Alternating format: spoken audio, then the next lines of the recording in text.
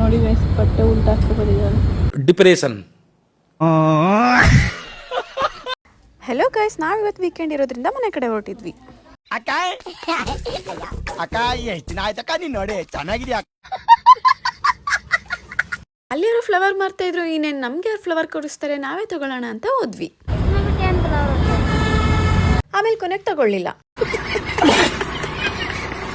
ಲೈಫಲ್ಲಿ first time ಅನ್ಸುತ್ತೆ ಬೇಗ ಮೆಟ್ರೋಗೆ ಬಂದು ವೆಯ್ಟ್ ಮಾಡ್ತಾ ಇರೋದು. ಇಲ್ಲಿಂದ ನಾವು ಹೋಗಿದ್ದು ಯಶವಂತಪುರಕ್ಕೆ. ಟ್ರೈನ್ ಮಿಸ್ ಮಾಡ್ಕೋತೀವಿ ಅನ್ಕೊಂಡಿದ್ದು ನಾವು ಫೈನಲಿ ಟ್ರೈನ್ ಕ್ಯಾಚ್ ಮಾಡಿ ರಾಜಹಂಸ ಸೀಟಲ್ಲಿ ಕುತ್ಕೊಂಡ್ವಿ.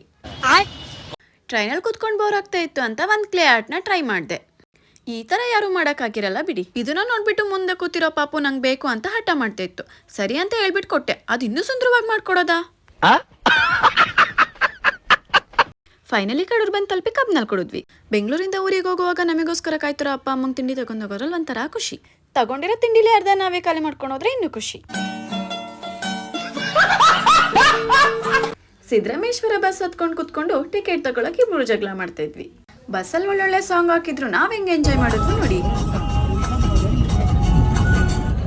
ಫೈನಲಿ ಮನೆ ರೀಚ್ ಆಗಿ ಒಂದು ಗೋಬಿ ತಿಂದ್ವಿ. ಮನೆಗೊಂದು ಪಾರ್ಸಲ್ ಬಂದಿತ್ತಂತ ಅನ್ಬಾಕ್ಸ್ ಮಾಡ್ಕೊಂಡು ಹಾಗೆ ವೆದರ್ ಹೊರಗಡೆ ತುಂಬಾ ಚೆನ್ನಾಗಿತ್ತಂತ ಹೋಗಿ ಎಂಜಾಯ್ ಮಾಡಿದ್ವಿ. ಇದಾಗಿತ್ತು ಇವತ್ತಿನ ವ್ಲಾಗ್. ಸಿಗೋಣ ನೆಕ್ಸ್ಟ್ ವಿಡಿಯೋದಲ್ಲಿ.